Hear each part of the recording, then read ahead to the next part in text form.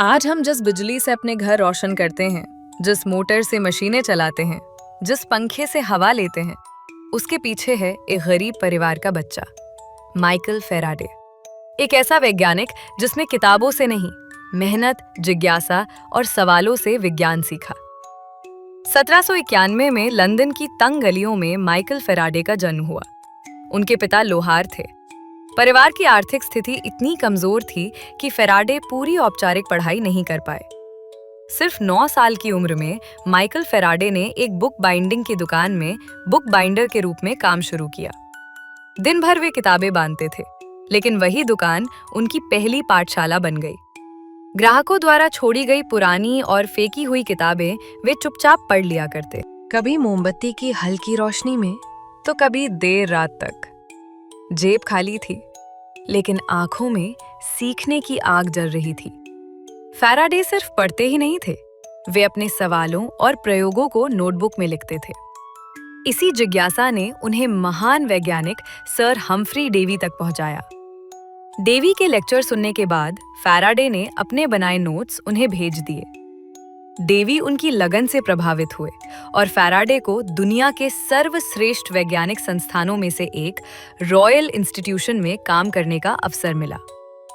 शुरुआत में Michael Faraday वहां स्वीपर काम लेबोरेटरी असिस्टेंट थे।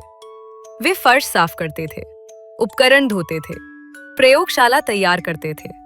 लेकिन उसी जगह जहां दुनिया के महान वैज्ञानिक काम करते थे, फैराडे चुपचाप विज्ञान को सबसे करीब से सीख रहे थे। प्रयोगशाला में काम करते हुए फैराडे ने देखा, जब बैटरी से करंट बहता है तो तार चुंबक की तरह व्यवहार करता है। तभी उनके मन में एक साधारण लेकिन क्रांतिकारी सवाल उठा। अगर बिजली से चुंबक बन सकता है, तो क्या चुंबक से बिजली बनाई जा सकती है? यही सवाल भविष्य की नींव बन गया।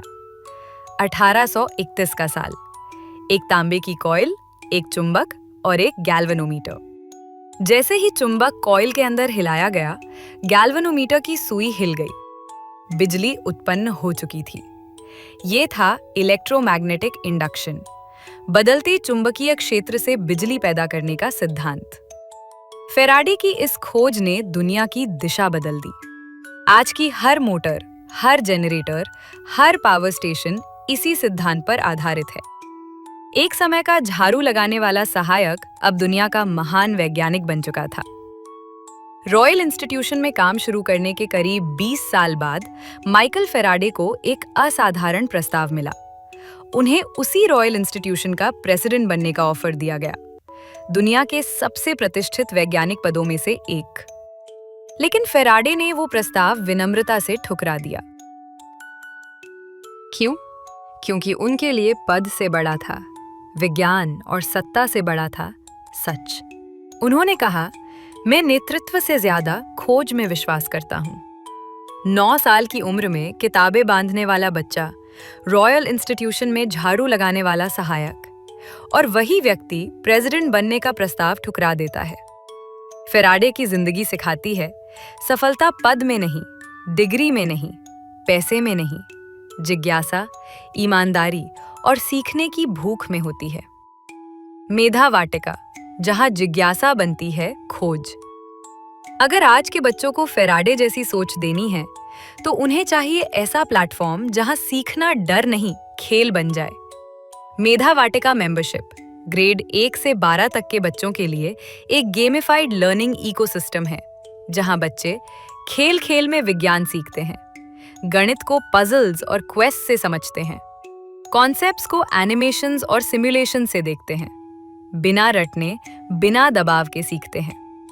यहाँ बच्चे सिर्फ पढ़ते नहीं, खोजते हैं। आज ही मेधा वाटिका मेंबरशिप ज्वाइन करें और अपने बच्चे की जिज्ञासा को भविष्य की खोज में बदलें। अगला माइकल फैराडे शायद आज मेधा वाटिका में सीख रहा हो। मेधा वाटिका, खेलेगा इंडिया तो सीखेगा इंडिया।